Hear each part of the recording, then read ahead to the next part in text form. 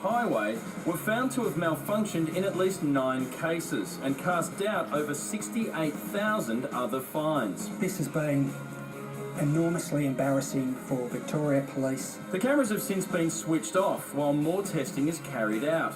But look out Queensland, because they're headed your way.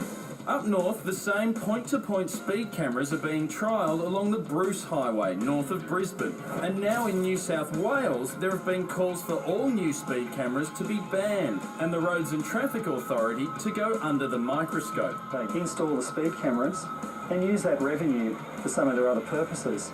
And we really need an independent body to make sure that the RTA is doing that in the interest of road safety and not just revenue.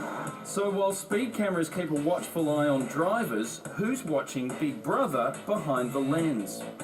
Always a controversial subject, and for more on this, motoring expert Ian Luff joins us from Sydney. Now, Ian, clear this up for us. Who's actually responsible for monitoring speed cameras? Well, it depends on where you are. If you're in New South Wales, it's the RTA. If you're in Victoria, it's Vic Roads. And these particular government bodies, they make the roads. Invariably, they set speed limits and install speed cameras. And they get a little bit of revenue as well from speed cameras. So there's definitely a conflict of interests with these departments. So how do you suggest that we police the RTA and Vic Roads and bodies like them? Well, there really needs to be another body where there's more accountability for the whole process, because quite frankly, speed cameras in many cases are cash registers on poles, and the government are doing very nicely out of it. Thank you very much.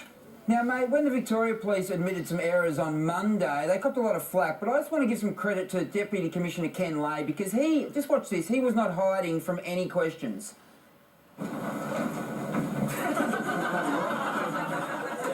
And the questions, he answered them very well. He was very, very thorough on his answer to how the problems were detected.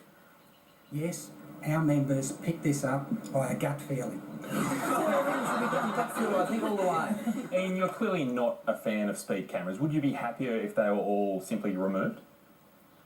No, look, not really, because I believe that there's a place for speed cameras, particularly in high black spot areas. But hiding cameras on 3-lane roads behind bushes and things like that really has nothing to do with road safety, and it's just purely about revenue raising. But Ian, you called a lot of them cash registers on poles before. Isn't it just the fact that people don't like getting a speeding ticket, but it does make the roads safer and it does help, and maybe people just get their back up because they've been caught out? Well, look, in many cases, there's probably some validity in that question, but a lot of people, generally when they're driving, you know, they're trying to keep their eye on the speedometer to do the right thing, and a few Ks over, I mean, while it might be breaking the law, they're not doing it intentionally, and I think that there needs to be a little bit more latitude given with government departments. So, Ian, what's the answer then, do you think, to getting drivers to slow down? Well, look, the whole answer really comes back to better driver education and not hard-fisted legislation. You know, people aren't stupid, and if we educate people understanding how new technologies work in new motor vehicles, that's one of the big things. Cars have changed so much in the last 5, 10 and 15 years. People really have to understand how those cars function in a safe, controlled environment. Well, a lot there to think about. Ian, thanks very much for your time tonight. My pleasure. If you just rely on education, don't tell me that those speed cameras aren't the reason you slow down. That's why we all slow down. Yeah, I've got no points on my licence left and I'm slow. I think maybe we need to think about it differently and think more positively and have merit points.